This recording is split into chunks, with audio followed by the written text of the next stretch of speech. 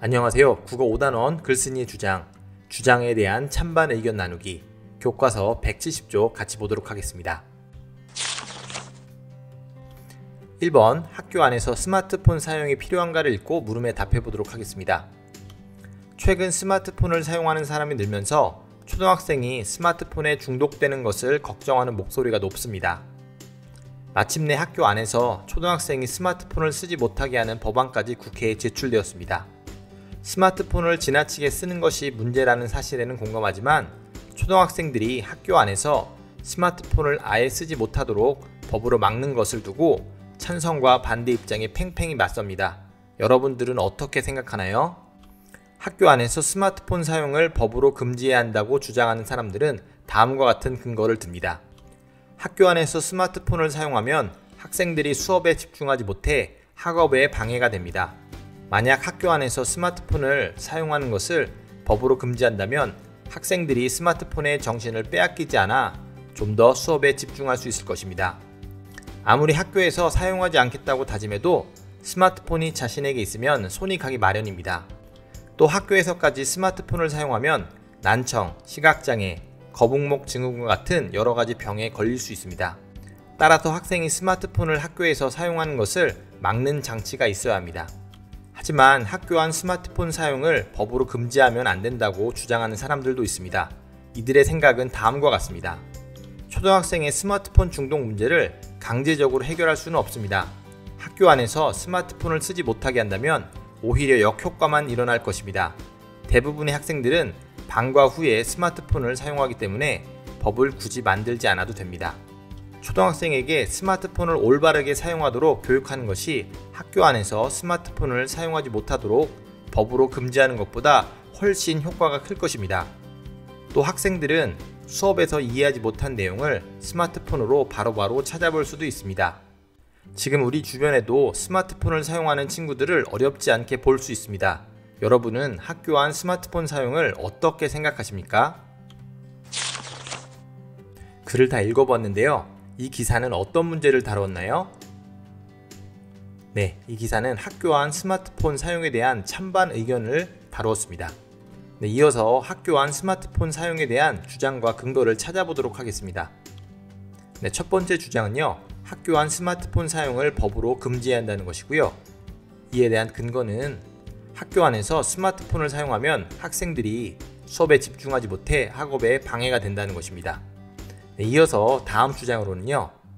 학교 안 스마트폰 사용을 법으로 금지하면 안 된다는 것이고요. 이에 대한 근거는 학교 안에서 스마트폰을 쓰지 못하게 한다면 오히려 역효과만 일어날 것이라는 그런 근거입니다. 네, 이번에 보시면 자신이 다음 주제로 유찬인의 반 친구들의 대화에 참여한다면 어떤 의견을 제시할지 정리해 보도록 하겠습니다. 네, 1번 보시면요. 학생들이 학교 안에서 스마트폰을 사용할 수 있도록 허락해야 한다는 주장에 찬성하거나 반대하는 의견을 정해보도록 하겠습니다. 네, 선생님은요. 학생들이 학교 안에서 스마트폰을 사용할 수 있도록 허락해야 한다는 주장에 반대합니다. 네, 그 이유는요. 학교 안에서 스마트폰을 사용하는 학생들이 많아지면 여러가지 문제점이 생기기 때문입니다. 자, 선생님이 이렇게 생각했지만 여러분들도 여러분들의 생각을 교과서에다가 정리해보기 바랍니다. 네, 이어서 172쪽에 친구들과 의견을 나누어 보도록 하겠습니다. 네, 이야기를 하였네요. 네, 가장 오른쪽에 있는 친구는 온라인 학습에 참여할 수 있도록 스마트폰을 사용하면 좋겠다고 이야기하였네요.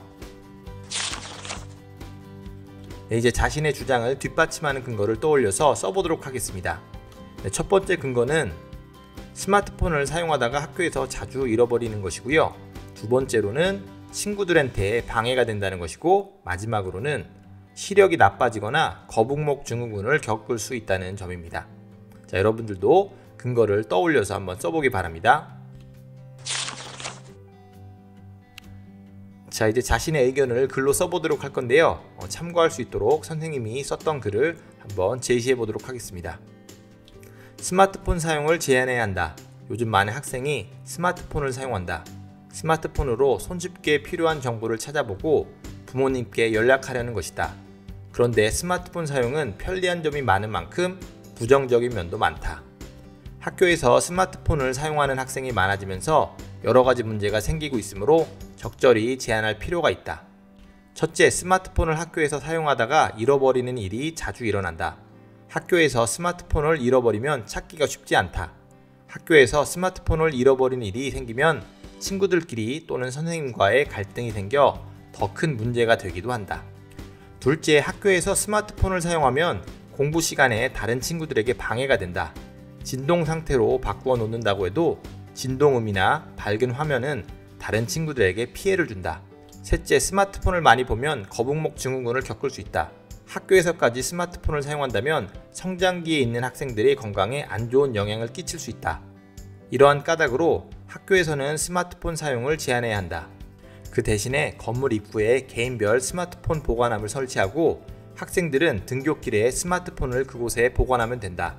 스마트폰 사용을 적절히 제한하면 스마트폰을 더 효율적으로 활용할 수 있을 것이다. 네, 이제 174쪽에 제시한 근거가 적절한지 한번 확인해 보도록 하겠습니다. 네, 첫째, 제시한 근거는 주장과 관련이 있나요? 네, 그렇고요. 그 다음에 제시한 근거는 주장을 더욱 설득력 있게 하나요? 네, 맞습니다. 제시한 근거에 알맞은 낱말을 썼나요? 네, 그렇죠. 여러분들도 한번 표시해 보도록 하세요. 네, 이번에 보시면 친구가 쓴 글을 읽고 잘한 점을 말해 보도록 하겠습니다.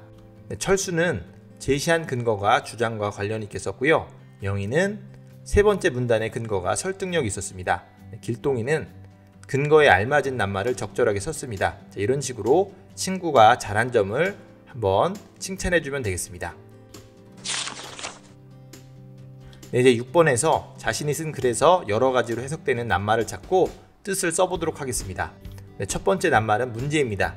이 낱말의 뜻은 1번 해답을 요구하는 물음이라는 뜻이고요. 두 번째 뜻은 귀찮은 일이나 말썽 이런 뜻이 있네요. 네, 두 번째 단어는 일이라는 낱말입니다.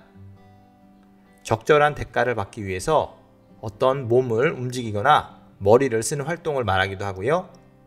어떤 계획과 의도에 따라서 이루려고 하는 대상도 일이 되겠습니다. 자, 오늘 마지막입니다. 되돌아보기에서는 빈칸에 알맞은 낱말을 골라서 써보도록 하겠습니다.